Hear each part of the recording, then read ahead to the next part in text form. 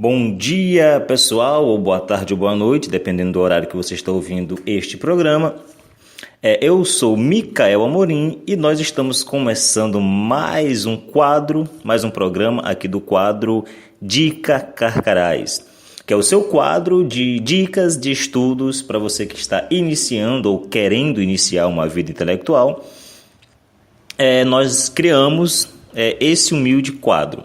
É algo bem introdutório, algo bem simples, né? Nós estamos dando diretrizes, nós estamos... É uma espécie de prólogo, né? É um prólogo a uma vida intelectual. Então, se você acompanha grandes autores e estudiosos do tema, você já faz bem, né? É bom que você ouça o nosso programa, que a gente tem dicas legais, mas nós estamos fazendo isso especialmente para o leigo no assunto, né? Para o grande público, o Carcarás sempre se preocupou com isso, em tornar um conteúdo acessível e dar essa introdução para que a grande massa, né, sobretudo o jovem, possa caminhar em direção à cultura, em direção à alta cultura, digamos assim. Pois bem, então estamos começando o Dica Carcarás. Mande este link para seus amigos, para grupos de estudo e por aí vai. Bom, nós estamos em nosso terceiro programa. Nos primeiros programas nós tratamos da busca pela verdade, no segundo programa, e de ler aquilo que interessa, aquilo que você tem um real interesse. Então, se você não ouviu os nossos programas anteriores, não tem problema, cada programa ele é independente. Só que nós indicamos, ao terminar este programa, corre lá em nossos programas anteriores, está em nosso canal no YouTube, você encontra também no Facebook, mas no YouTube é muito mais fácil de encontrar, já que a gente não posta tanta coisa lá quanto no Facebook. Então vá lá e após esse programa você vê os programas anteriores. Primeiro, nós estamos traçando aqui indicações, nós estamos apontando o norte.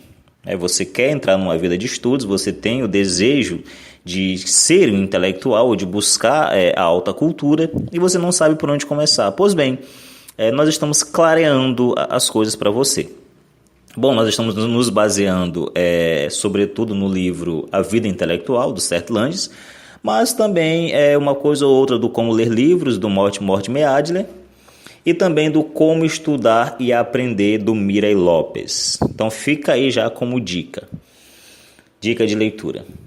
Pois bem, já que no primeiro programa nós tratamos de como, do que de fato estudar, né? O que estudar, isso é muito interessante, porque muita gente quer entrar numa vida de estudos, mas não sabe o que começar. A propósito, a primeira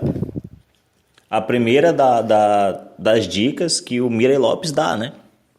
Ele lista lá alguns pontos, o que estudar, por que estudar, como estudar e por aí vai. Então ele começa com a pergunta, né? O que estudar? E nós tentamos responder isso no primeiro programa, falando que você tem que estudar aquilo que desperta em você um real interesse. Não adianta forçar as coisas, não adianta você ter um fetiche por livros, né? Que muita gente tem esse fetiche por livros. Muita gente se preocupa em pegar os livros, em tocar os livros, mas acaba lendo muita porcaria, acaba não fazendo um crivo. Então, toda leitura que você for fazer, tudo que você armazenar em sua cabeça, você tem que fazer esse crivo. É tipo você quando vai cozinhar feijão, a sua mãe vai lá e separa o feijão bom do feijão ruim. É mais ou menos isso que você tem que fazer. Não ocupe a sua cabeça com literatura ruim, com filmes ruins e por aí vai. Nós sabemos que nossa vida é muito curta e eu sempre digo que ela é curta demais para perder tempo com livro ruim. Então já fica aqui a dica para os meus alunos, se tiver algum aluno meu me ouvindo, pare já de ler bobagem e leia os clássicos, né? Os clássicos são fundamentais. Claro, não estude filosofia por autor, estude por assunto, busque um assunto que desperte em você um real interesse, como no caso o sofrimento, é algo que me chama muita atenção. Então, a moral também é algo que me chama muita atenção. Então, veja o que os autores passados, os clássicos, os gênios disseram sobre a moral, sobre o assunto que você está querendo pesquisar, e aprenda com eles, né? Depois você dá a sua própria opinião sobre o tema, que não será mais uma opinião, já será uma análise, um diagnóstico preciso. A ideia é essa, é abandonar cada vez mais as opiniões e se pautar naquilo que é. Ou você sabe ou você não sabe, né? Opinião a gente tem, todo mundo tem uma, né? Todo mundo tem uma.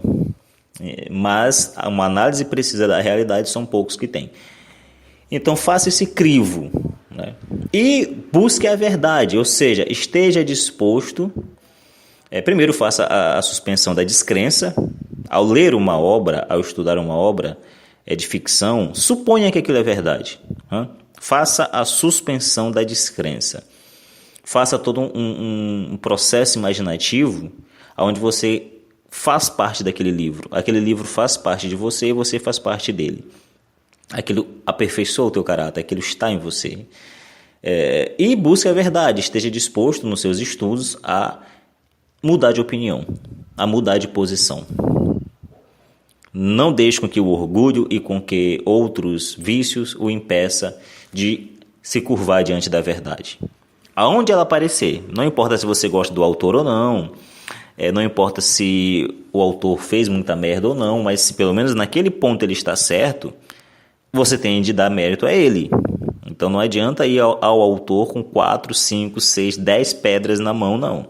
Esteja disposto a aceitar a verdade quando encontrá-la. Isso nos leva para o nosso terceiro programa, que é o tema de hoje, que é sobre as virtudes de um intelectual cristão, né? Nós estamos nos baseando aí no capítulo 11 do livro A Vida Intelectual do Sertlanges, né? Seu espírito, suas condições e seus métodos. Então lá no capítulo 11, o Sertlanges ele vai listar alguns pontos.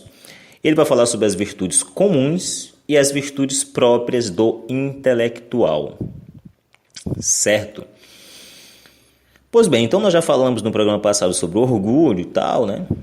E hoje nós vamos falar sobre essa busca pela vida intelectual, pelo conhecimento, né? E o professor Olavo, ele tem uma frase muito interessante, que ele diz que pessoas de mentirinha não podem encontrar a verdade. E é justamente isso.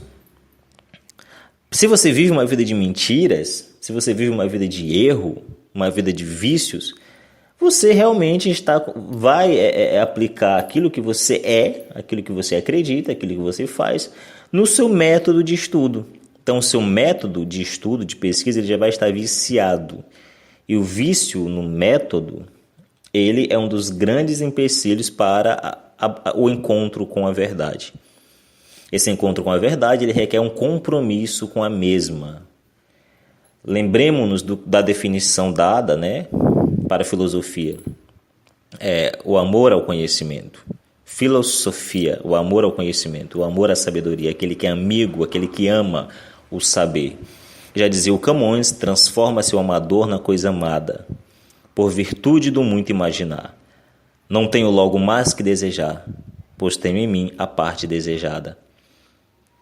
Ou seja, você busca a verdade e a verdade o busca. E quanto mais você busca a verdade, mais parecido com ela você se torna. Se você ama a sabedoria, se você ama o conhecimento, você busca se parecer com aquilo. Então você se torna uma pessoa de verdade, uma pessoa verdadeira. E esse é um dos primeiros conselhos que nós deixamos aqui. Seja mortalmente sincero. Seja sincero consigo mesmo e com Deus. É o que nos ensinou Olavo e nós aqui acreditamos piamente. A sinceridade, né? Seja alguém de verdade. Pois bem, e a virtude, tomada em sentido geral, ela é necessária para a ciência. Ou seja, quanto maior a retidão moral, mais fecundo será o seu estudo. Ou seja, se você estiver perdido em vícios, se você estiver perdido se você for uma pessoa dada aos prazeres, você não vai buscar com afinco e com compromisso a verdade.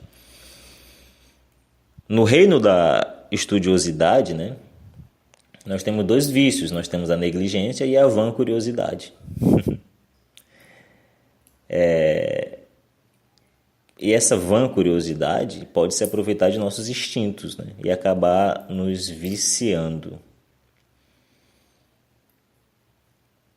Então, um estudo desinteressado, um estudo íntegro, é necessário, ele se faz necessário.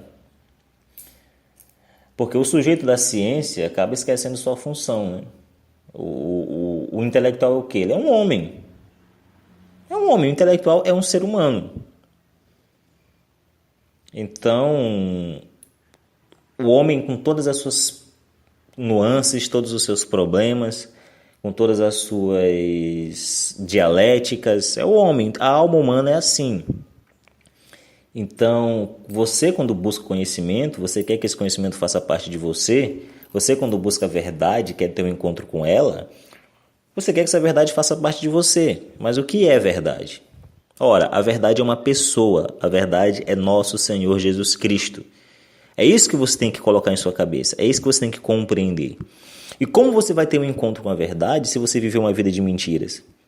Então, você começa assim, você começa contando uma mentira para você, esse é o problema. Você engana a si mesmo, você tem uma visão falsa e deturpada de quem é você. Você começa a justificar os seus erros, você começa a mentir para a esposa, depois você mente para o seu irmão, você mente para o padre, você mente para os seus amigos da escola, e você termina votando no PT, justamente porque eles mentem o tempo inteiro. Então isso de certa forma te reconforta. É um erro que você vê externado em uma figura pública, e por isso você vai e vota nele. Então, se você vive uma vida de mentiras, você não encontra a verdade, você foge da verdade, você não está aberto a ela.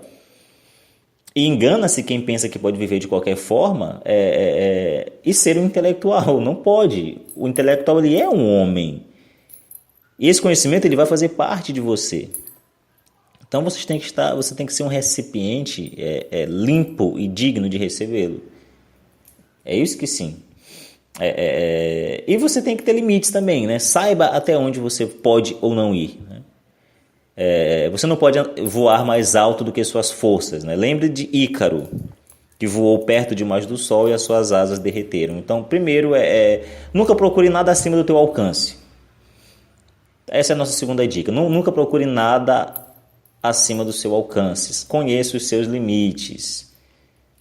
Conheça, você tem que saber que quando você vai entrar em um caminho, você tem capacidade, você tem como atravessá-lo. Você pode fazer isso. Pois bem, o sábio ele começa pelo início, né?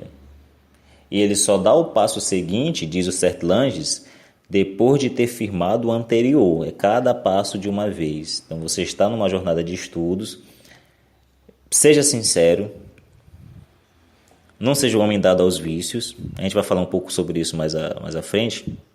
Não seja um homem dado aos vícios, seja sincero, conheça os seus limites, saiba o que você pode ou não fazer. Esse é um problema gravíssimo, gravíssimo. Muita gente acaba colocando o carro na frente dos bois, né? Muita gente não lê uma linha de Platão e Aristóteles e quer ler Heidegger, quer ler Hegel, ou quer ler Schelling e por aí vai. Não, meu filho, filosofia tem dois nomes, Platão e Aristóteles. A base, por isso os clássicos são importantes. Porque eles foram um fundamento, eles deram um fundamento da coisa. Então você não pode já chegar, você caiu de paraquedas agora no século XXI e pensa que filosofia é aquilo que Nietzsche falou, por exemplo. Mas calma aí, você tem que julgar o que os filósofos estão dizendo hoje pelo que disseram os fundadores da filosofia.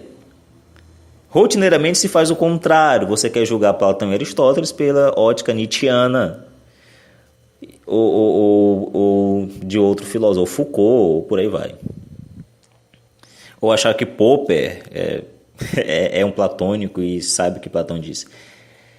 Enfim, então é isso, dê um passo de cada vez, né? Saiba onde você está pisando, conheça o terreno. A natureza ela não pode ir além do que pode. Ela não busca ir além do que ela pode. Tudo tem a sua medida certa. Então, você vai acabar fazendo um esforço inútil se você querer dar um passo maior do que a perna. Então, pare com isso.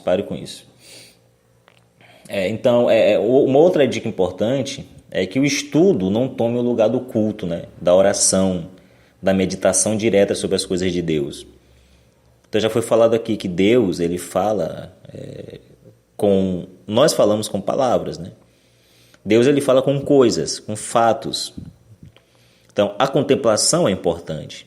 Lembremos-nos dos gregos, né? O taumazen, o tauma, a contemplação, a arte de contemplar. Então, a filosofia, de certa forma, surge com isso, com esse espanto diante da realidade, diante do mundo, diante dos fatos. Então, você não pode ficar preso aos livros e esquecer da realidade. Os livros, pelo contrário, eles têm que te apontar para a realidade. Esse é o grande princípio, o grande motivo, né, do estudo. É compreender as coisas, é ter conhecimento, é compreender o real. E você não pode fazer isso se você estiver preso em seus interesses, por exemplo. O ócio intelectual não é o negócio. Tem gente que confunde ócio com negócio, né?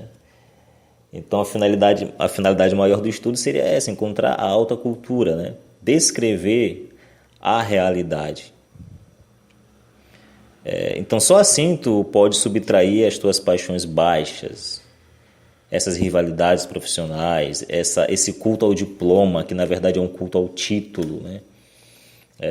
Ou estudar para ter uma vida lucrativa. Nada, os gregos e romanos eles davam o nome de ócio à atividade espiritual mais pura, dedicada à contemplação, ao estudo dos maiores enigmas filosóficos, todas essas coisas, né? Hoje em dia não.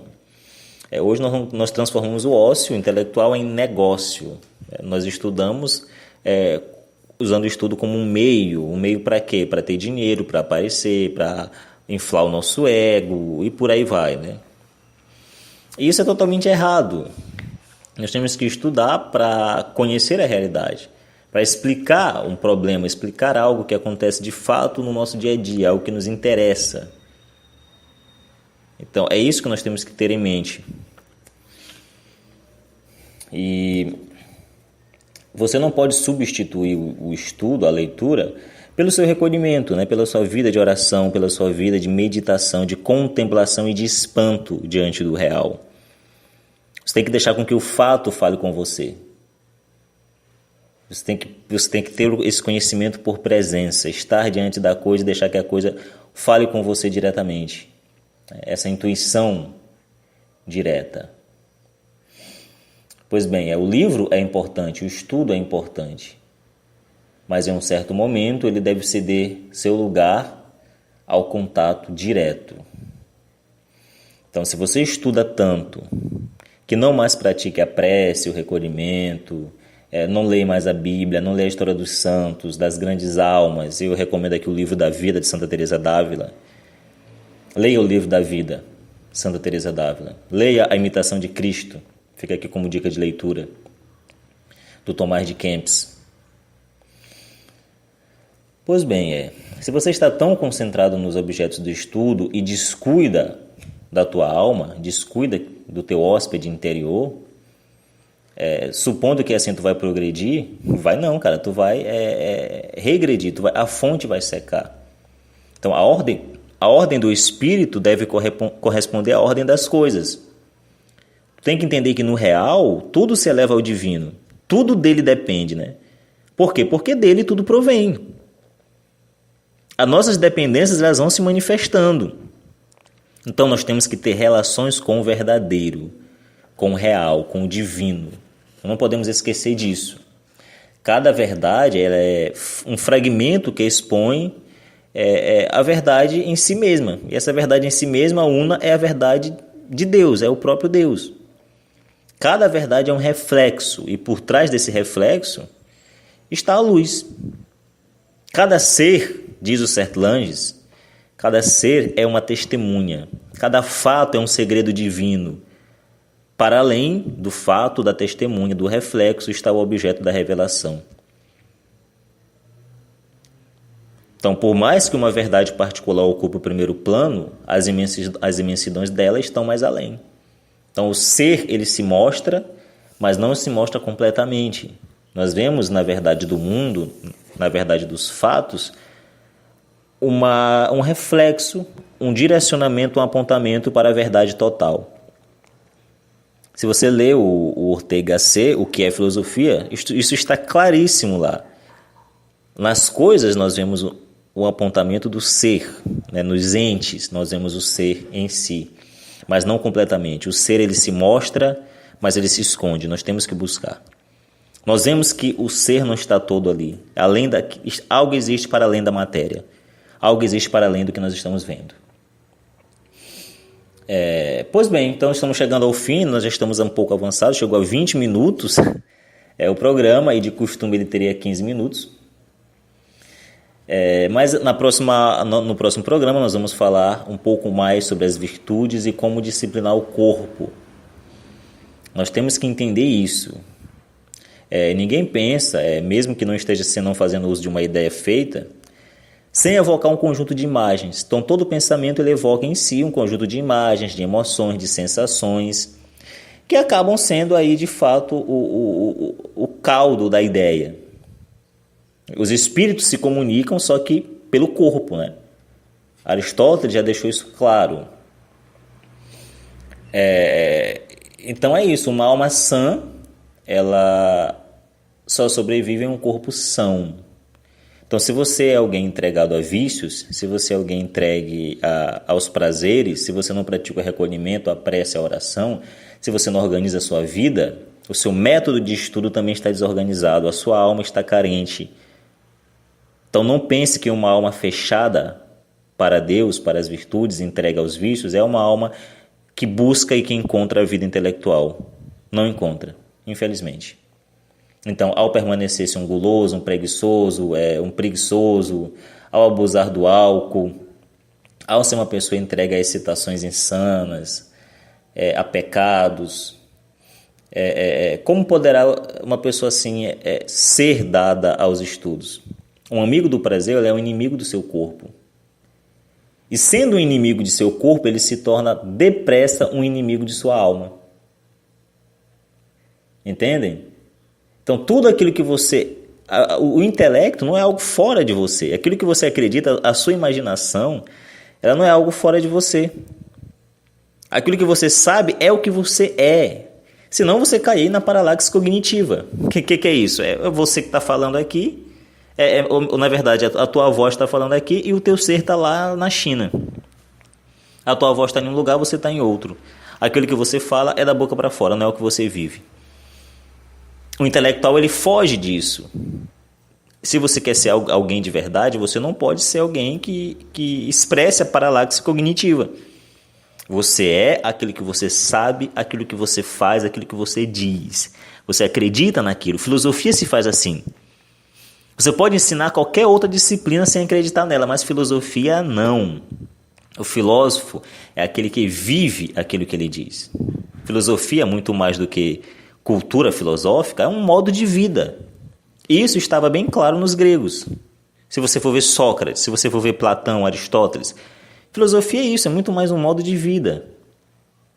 Não é uma máscara que você põe para dar aula, no caso se você for professor, e você saindo da aula você retira a máscara. Isso não é filosofia, de forma alguma. Porque a filosofia é toda uma elevação, uma ascese da alma humana. É uma elevação espiritual, moral e intelectual. Por isso, se você é alguém dado aos vícios e não pratica as virtudes, não reza, não vai à missa, não faz caridade, não busca cultivar as virtudes da alma, você não pode de forma alguma ser um filósofo. Você não pode de forma alguma buscar a sabedoria e triar essa vida intelectual. Por quê? Porque aquilo que você estuda, aquilo que você busca, aquilo que você faz, eles acabam se entrelaçando. Entende onde eu quero chegar? É mais ou menos isso. O seu espírito, essas coisas do corpo, elas vão te arrastando pouco a pouco, né? Então, o espírito, ele está unido ao corpo. Nós não somos dualistas, como Platão era. O cristianismo, o cristão, ele não acredita no dualismo, ou como Platão explicou. O corpo e a alma, o corpo não é a prisão da alma. O corpo e a alma estão ligados. Então, aquilo que você faz no corpo afeta a sua alma, afeta o seu intelecto. Entende? Esse é o ponto. Não existe o seu intelecto aqui e o seu corpo aqui. Não. Tudo está ligado.